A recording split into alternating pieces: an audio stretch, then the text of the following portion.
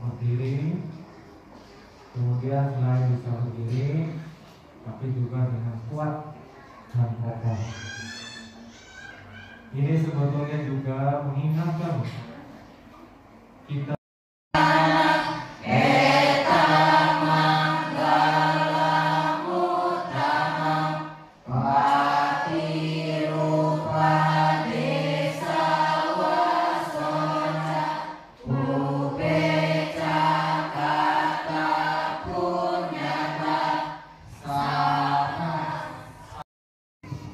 ini namanya apa? Umat Buddha seumur hidup cuma sekali. Ya kan? Memang ada Bante, banyak. Ya, saya di Tangerang tuh begitu. Jadi kalau mau merit, mau nikah, cari Bante ke Wihara. Bante punya bakti, punya barokah. Tapi juga kita harus berjuang untuk membuat fondasi yang kuat. Ya. Jadi saya minta jangan hanya sekedar pelihara aja, tapi kita membuat fondasi yang kuat. Fondasi apa aja nanti yang harus kita bangun? Yang pertama, fondasi. Nah, bagaimana juga dianjurkan mempunyai pengendalian diri dengan mempraktekkan Pancasila Buddhis. Jelas sekali. Ya, tadi ada mengulang Panatipata Veramani Adimadana Veramani Hamesu Veramani Musawata Veramani Suramaya Menjauhkan Dhamma Veramani. 5 sila. Nah, kalau 5 sila dilaksanakan, ini juga sebagai fondasi dalam menjalani kehidupan. Ya, kalau kita nggak punya fondasi, ya hidupnya nggak jelas, gampang ambruk. Seperti bangunan ini, kalau nggak punya fondasi gampang ambruk, digoyang angin ambruk, apalagi digoyang gempa, ya ambruk. Kehidupan juga begitu, ya. Kehidupan kita juga banyak angin, banyak gempa, terutama yang rumah tangga, ya. Coba aja ini banyak gempa. Nah, kalau kita nggak punya pengendalian diri, nggak punya fondasi, ya itu tadi gampang ambruk. Ya, oleh karena itu moralitas atau sila sangat ditekankan di dalam ajaran Buddha. Dan ini sebagai fondasi kita hidup di dunia ini. Nah, jadi seperti bangunan ini juga perlu fondasi. Nah, kalau kita punya fondasi satu keyakinan, kita juga punya moralitas yang kuat, nah kita tidak gampang ambruk atau roboh. Coba kita praktekkan, ya. Pasti kita kuat menghadapi gempa kehidupan, angin kehidupan yang tidak menentu. Kemudian fondasi yang ketiga yang harus juga kita tumbuhkan, kemurahan hati. Ya, karena kita hidup tidak sendiri. Ya, ada orang lain. Oleh karena itu diperlukan rasa saling peduli, ya, satu sama lain. Paling tidak ya peduli pada keluarganya. Ya, peduli pada istrinya, pada suaminya, pada anak-anaknya, pada orang tua, ayah, ibu. Ya, syukur kalau kita bisa mengembangkan peduli juga pada lingkungan di sekitar kita, ya, tetangga kita, sahabat-sahabat kita, orang-orang di lingkungan sekitar kita. Kepedulian. Ya, syukur kalau kita bisa meningkatkan ini tidak hanya kepada sesama manusia, tetapi juga kepada makhluk lain. Nah, itulah saudara sekalian wujud sesungguhnya dari metta, cinta kasih dan kasih sayang.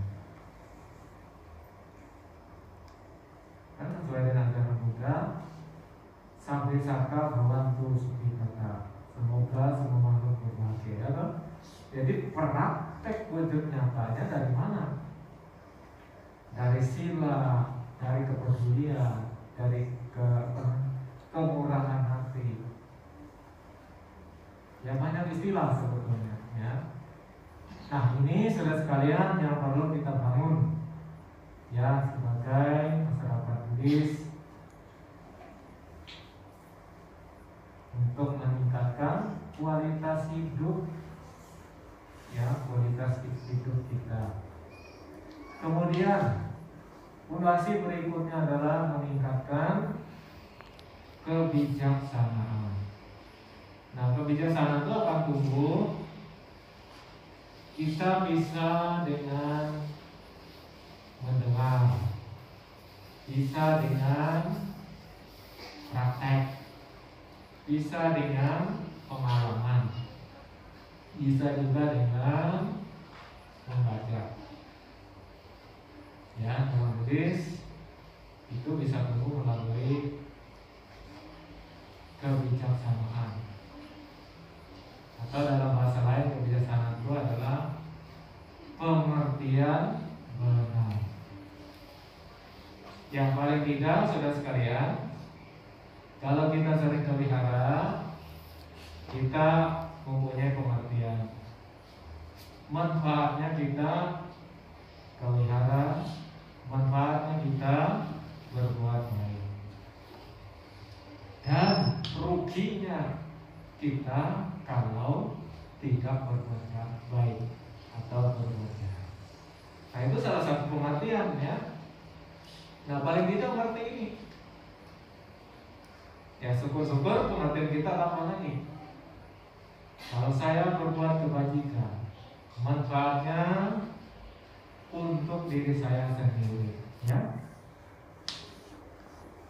Ya memang orang lain juga mendapat, tetapi sebetulnya manfaatnya tidak hanya untuk orang lain, tapi juga untuk diri sendiri. Ya, itulah pengertian yang harus kita punya. Nah demikian juga kalau kita melakukan kejahatan, yang dirugikan kelihatannya memang orang lain, tetapi juga sebetulnya yang berbuat kejahatan, pelaku kejahatan juga dirugikan.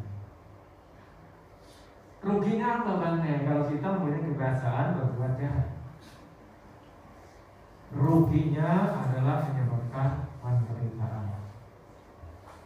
Ya, penderitaan untuk orang lain dan juga penderitaan bagi dirinya sendiri. Dan bisa juga menderita di alam sini dan juga menderita di alam selanjutnya. Karena kelahiran orang yang jahat biasanya tidak akan terakhir di alam bahagia. Pada umumnya akan terakhir di alam yang menyedihkan, ya, sangat-sangat menyedihkan. Ya itulah saudara-saudara kerugian kalau kita berbuat jahat, ya. Orang lain rugi, akhirnya diri sendiri juga dirugikan karena perbuatan kita. Tapi sayang tidak semua orang ini mengerti. Nah oleh karena itu orang selalu berbuat jahat. Nah kalau kita punya pengertian ini, saudara sekalian, ini adalah merupakan bagian dari panya atau kebijaksanaan. Nah bagian lain dari kebijaksanaan adalah mempunyai pikiran yang baik, mempunyai pikiran cinta kasih dan kasih sayang, ya, kepada semua makhluk. Nah pada umumnya kita masih dibatasi, ya. Kalau kita menyayangi seseorang itu masih dibatasi, ya, sayang sama pasangan hidupnya, sama pacarnya, sama anak-anak, sama suami, sama istri, sama orang tua. Tetapi yang dianjurkan oleh para bijaksanawan, kalau bisa dikembangkan itu lebih baik, yang mempunyai meta tidak hanya kepada sesama manusia, tetapi yang bukan manusia juga, kepada semua makhluk. Nah, itulah saudara sekalian hebatnya para bijaksana mengajarkan kita kebijaksanaan sebagai fondasi mental dibuat. Oleh karena itu, ulang tahun Setia Jagadama pada malam hari ini saya sampaikan, marilah kita membangun fondasi di dalam batin kita masing-masing. Saya berharap menjadi umat Buddha mempunyai keyakinan, mempunyai moralitas yang baik, mempunyai kepedulian, serta juga mempunyai kebijaksanaan. Ini sulit didapatkan, tetapi kalau kita mempunyai itu, disebutkan oleh Sang Buddha di dalam Dhammapada, Dhammahawe Sukham Dhammahawe Dhammahawe Sukham, lupa, Dhammahawe Rabhati Dhammahawe Sukham Seti Asning Loke Param Hijab. Barang siapa yang merasakan hal ini, dia akan hidup berbahagia, baik di alam manusia sini, di alam sini, maupun di alam selanjutnya. Ya, akan dilahirkan pada kondisi-kondisi yang baik, yang menyenangkan. Tetapi barang siapa tidak melakukan perbuatan baik alias melakukan perbuatan jahat, sebaliknya dia akan menderita di alam sini dan juga menderita di alam selanjutnya. Nah, saudara sekalian, inilah manfaatnya kalau kita pelihara kesetiaan untuk menumbuhkan pokok-pokok fondasi dalam hati kita masing-masing. Ya, di samping saudara juga melakukan kebajikan ya, untuk meningkatkan nilai-nilai luhur di dalam kehidupan ini. Dan nilai-nilai luhur itu akan menjadi harta kekayaan kita masing-masing. Memang harta kekayaan ini tidak tampak seperti yang kita cari ya sehari-hari, itu tidak tampak. Kebajikan itu tidak tampak. Tetapi kebajikan ini, saudara sekalian, meskipun tidak tampak, inilah sebetulnya yang menjadi milik kita yang sesungguhnya. Yang lain tidak ada yang bisa kita miliki selain perbuatan. Yang lain hanya sementara. Ya, ya bisa diperhatikan. Apa yang di dunia ini yang paling kita cintai, bahkan kita miliki. Orang mengatakan, ya suami saya lah, istri saya lah, anak-anak saya, mobil saya, rumah saya, kekayaan saya. Tapi benar nggak kira-kira? Sementara.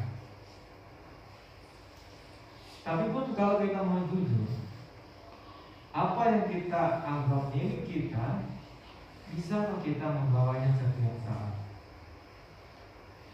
Misalnya mempunyai rumah yang mewah, punya ya?